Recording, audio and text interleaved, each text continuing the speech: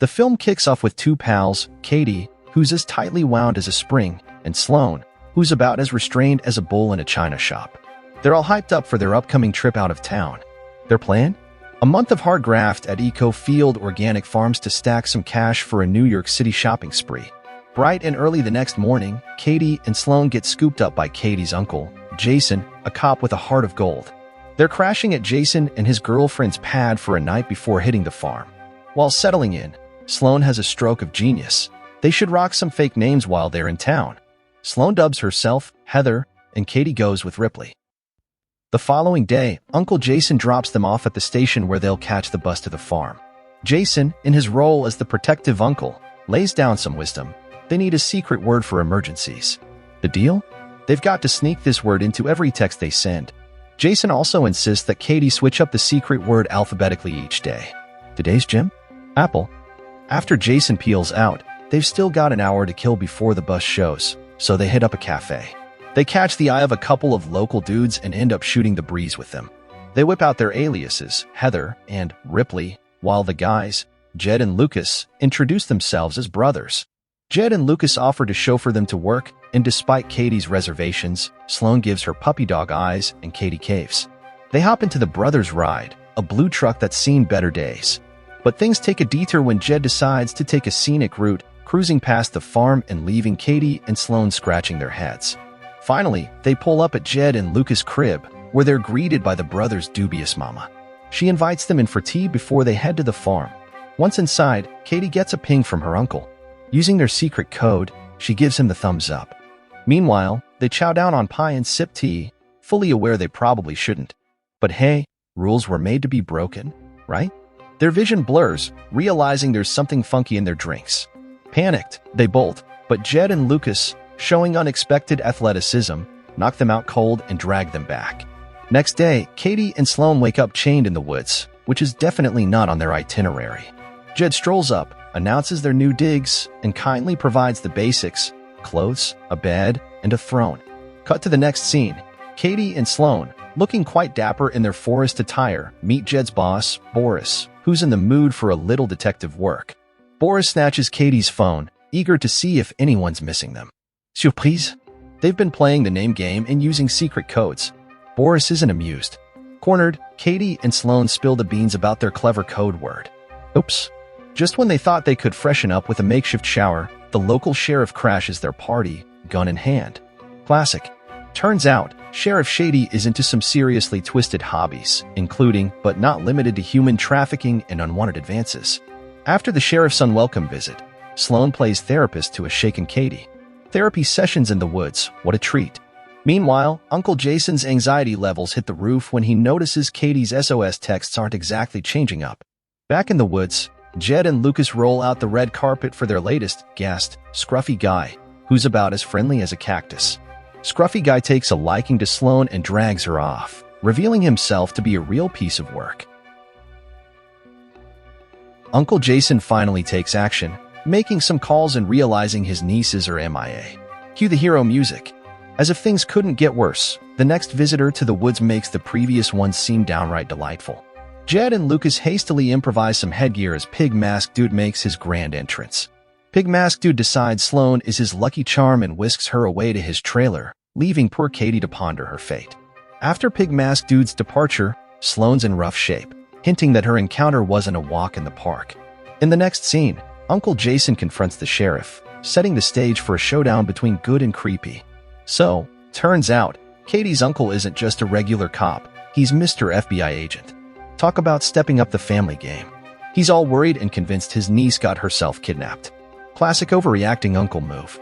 And get this, he spills all the beans to the sheriff, thinking he's dropping some big bombshell about Katie's distress signals. Like, chill, Uncle FBI, no need for the drama.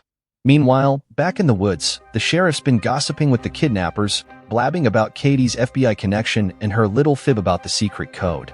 Thanks for the heads up, Sheriff Chatterbox. Boss Boris, not too keen on the feds poking around, orders Jeff to take care of Katie and Sloane. Real subtle, Boris. Nothing like a double murder to keep things low-key.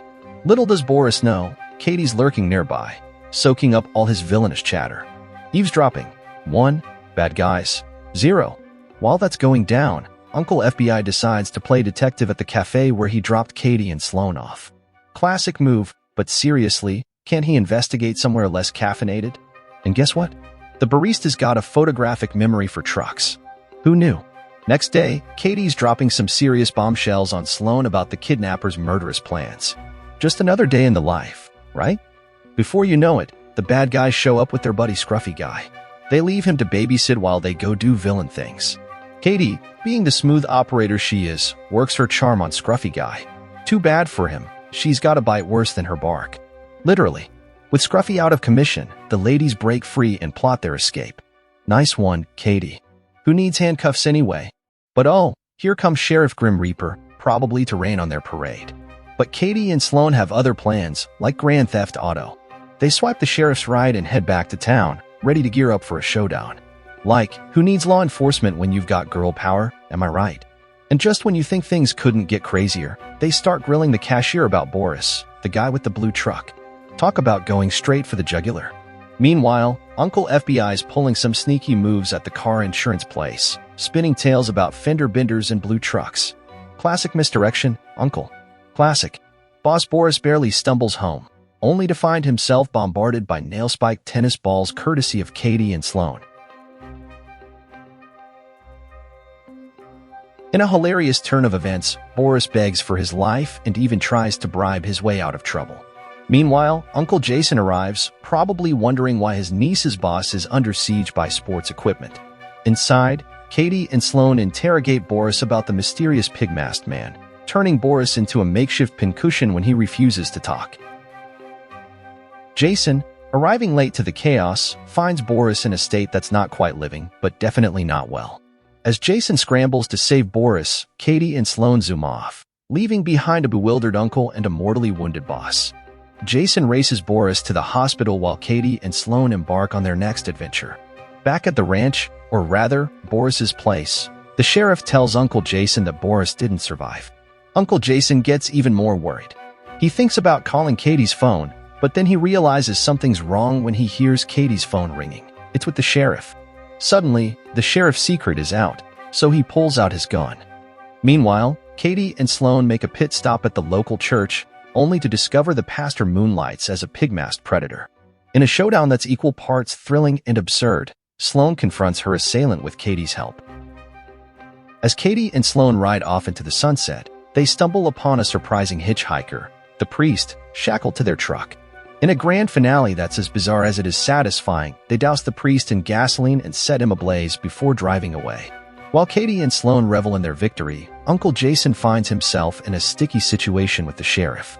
And just when things couldn't get any weirder, it turns out the sheriff has nabbed a couple more damsels in distress. Thankfully, Katie and Sloan swoop in to save the day, subjecting the sheriff to a twisted game of Russian roulette. It's clear the two friends have taken a turn for the unhinged, but hey, can you blame them? As the sheriff begs for mercy, Katie delivers the final blow with a well-placed whack to the noggin. After liberating the sheriff's captives, Katie and Sloan instruct them to free Uncle Jason, who's probably wondering what the heck just happened. In a final act of gratitude, the rescued women keep mum about Katie and Sloan's vigilante justice, leaving Uncle Jason with more questions than answers. Katie and Sloan, feeling vengeful, decide to visit Jed and Lucas' mother and give her a taste of her own medicine by drugging her like she did to them before. They restrain her and drag her to the basement where Jed is already tied up, unable to protest. With a twisted sense of justice, they mercilessly beat Jed with baseball bats while his mother watches in horror. Then, they move on to Lucas, who's also bound to a chair. Instead of ending him, they free him but force him to harm his own mother under threat of violence. When Lucas hesitates, they don't hesitate to shoot him dead. In a sickening twist, they stage his death to make it look like a suicide, planning to blame him for all the killings. The desperate mother offers them money in a desperate bid for her life. But Katie, not one to let an opportunity slip, gruesomely ends her life with a lawnmower. In the next scene, Uncle Jason arrives at Katie's house to pick her and Sloan up, but it's clear some time has passed since the gruesome events. Excitedly, Katie and Sloan head to the airport, looking forward to their trip to New York City, seemingly without a care in the world. The movie ends here.